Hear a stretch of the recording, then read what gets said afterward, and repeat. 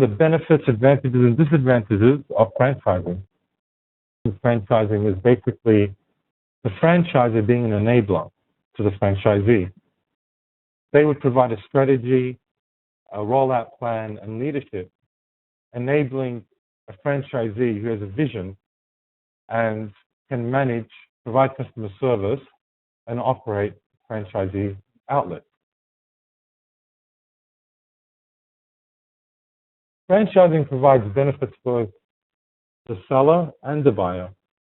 For franchisors, the primary benefit is the ability to use other people's money to expand their brand more rapidly than they could, either on their own or through investors or lenders.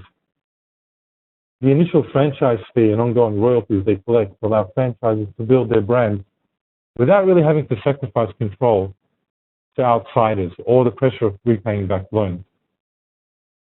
The fees and royalties are usually used to fund operations at a corporate headquarters or to train and support franchisees. And in most cases, they help market and advertise the brand. They can also go towards improving the quality of the goods or services through research and development and help build the brand in the marketplace.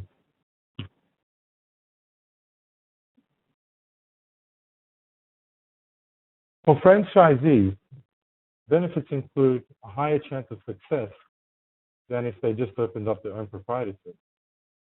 It's usually a shorter time to open because a lot of the things that you would normally be playing on your own are already provided by the franchisor. Also, you'll have access to training and ongoing support. Assistance in finding an optimal site is usually one of the big benefits you'll get from a franchisor. They'll also give you the selling power of a known brand or product, and generally, in most cases, lower costs through group purchasing. You'll be able to use an established business model. National and regional advertising campaigns should be part of the agreement. You can look at customer lead generation through existing websites and centralized call centers for some of the franchises. And there's usually a network of peers, people that are basically in the same boat as you, that can provide you with advice and moral support through either a company intranet or regular meetings, through franchise associations, or can even sometimes help you get funding.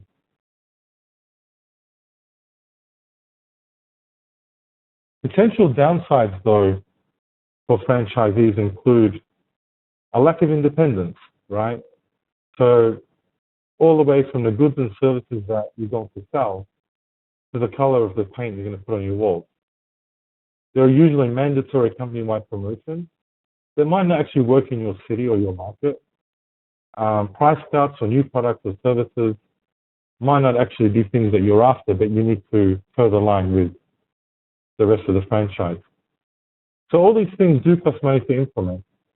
And that's why sometimes after signing a 10 or 15-year contract, a change in management or ownership of the central franchise could really head you in an unwanted or uncontrollable direction. So some of the things to look out for. But as with many business opportunities, the other thing to consider is there's also no guarantee of success, and there are trade-offs to be made. It's not all doom and gloom. As a franchisee, you do have some power of your own. So if you feel smart enough to actually operate within the franchise agreement, you can find some flexibility. As a franchisee, you rely quite a bit on the franchisor. Franchises operating procedures can restrict you on pricing, territories, and even expansion. You could incur additional fees, for example, a special advertising run that you weren't expecting, and you'll be affected by the general reputation of the franchise. So you could be affected by other franchises maybe not doing such a great job and damaging the franchise reputation. So the franchise agreement does not come without restrictions, and that's something really to keep in mind.